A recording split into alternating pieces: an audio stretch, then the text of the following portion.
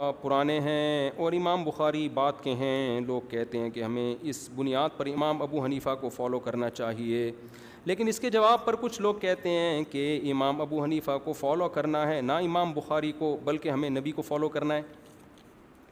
لفاظی ہے, اصل بات یہ ہے کہ نبی صلی اللہ علیہ وسلم ہی کو فالو کرنا ہے. اصل میں تو نہ ابو حنیفہ کو فالو کرنا ہے نہ امام بخاری تو بہت بعد کے ہیں امام ابو حنیفہ کے, لیکن فالو ہم نے واقعی نبی کو کرنا ہے. بات یہ ہے کہ نبی کی حدیثوں میں ٹکراؤ ہے, اگر ہمیں لگ رہا ہے حدیثوں کی تشریح میں اختلاف ہے, تو ایک تشریح وہ ہے جو امام بخاری کر رہے ہیں اور ایک تشریح وہ ہے جو امام ابو حنیفہ کر رہے ہیں. تو جب تشریح میں اختلاف ہوگا تو پھر کس کو فالو کرنا ہے؟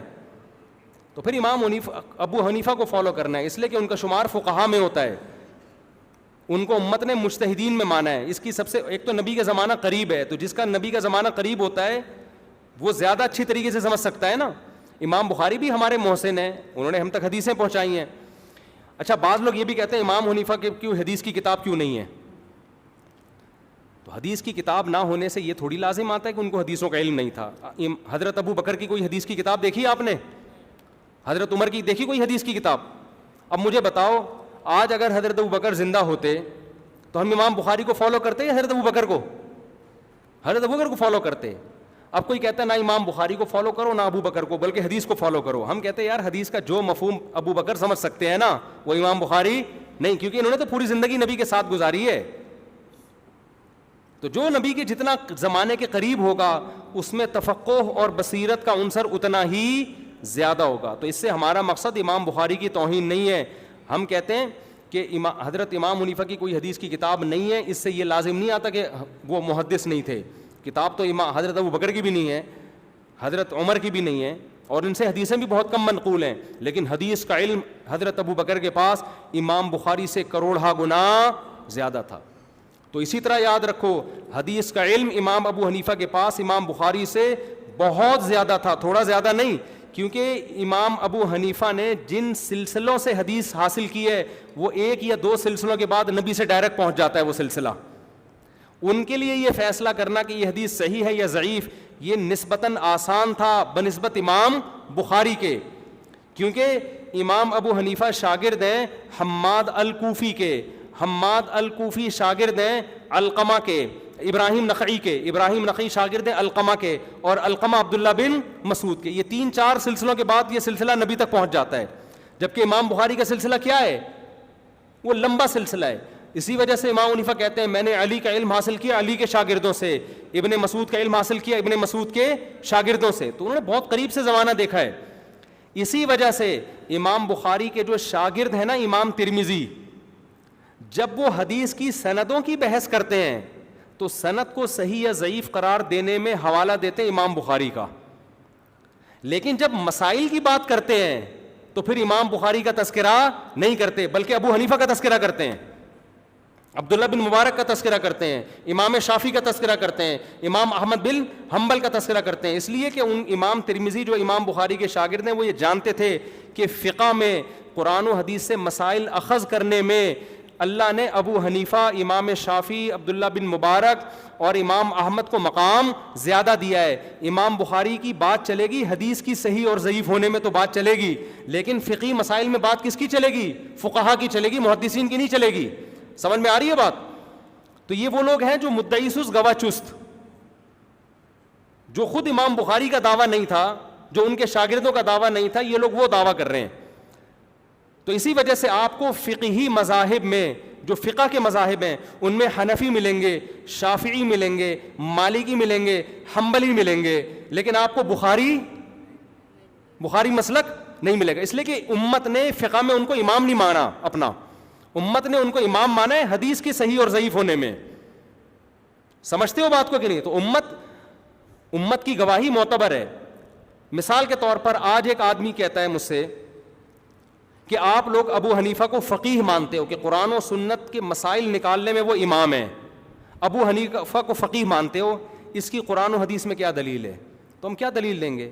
ہم کہیں گے جو دلیل امام بخاری کے محدث ہونے کی ہے وہی امام ابو حنیفہ کے فقیہ ہونے کی ہے. امام بخاری کو محدث کیوں مانتے ہیں؟ کیا قرآن و حدیث میں آیا ہے؟ امت نے گواہی دی ہے نا.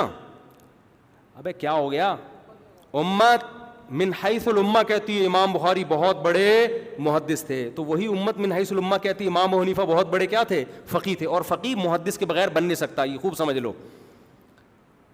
فقیہ جو ہے یہ محدث سے اوپر کا درجہ ہے. حدیث کا علم نہ ہو تو فقہ تو سوال ہی پیدا نہیں ہوتا. فقہ کیا, کیونکہ فقہ نام ہے قرآن و حدیث سے مسائل نکالنے کا, تو قرآن حدیث آتا ہوگا تو مسائل نکلیں گے نا, آتا ہی نہیں ہوگا تو نکلیں گے کہاں سے؟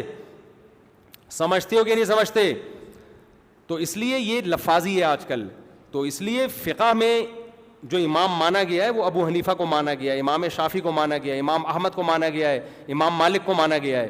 تبھی اور یہ جو کہنا کہ ان کی حدیث کی کتاب نہیں ہے, اس سے کوئی لازم. آپ کو پتہ ہے امام شافعی امام احمد استاذ ہیں امام بخاری کے حدیث میں, سمجھ رہے ہو؟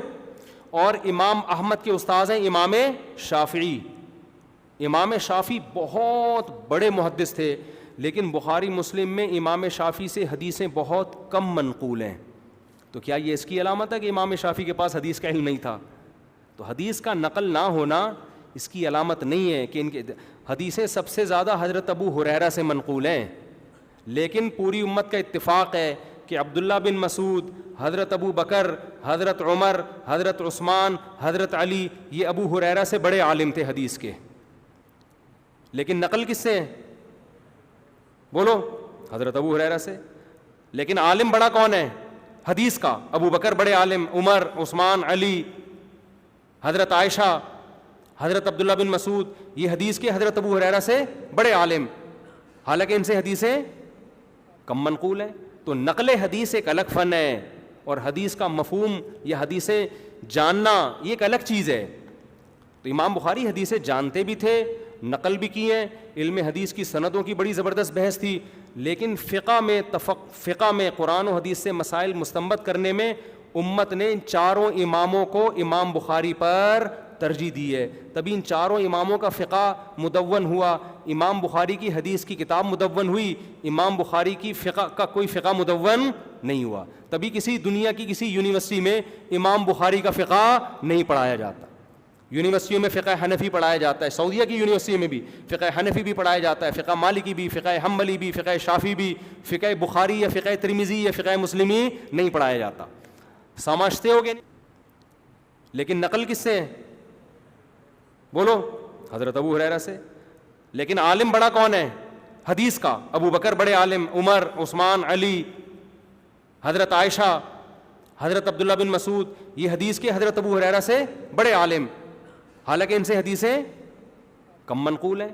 تو نقل حدیث ایک الگ فن ہے, اور حدیث کا مفہوم یا حدیثیں جاننا یہ ایک الگ چیز ہے.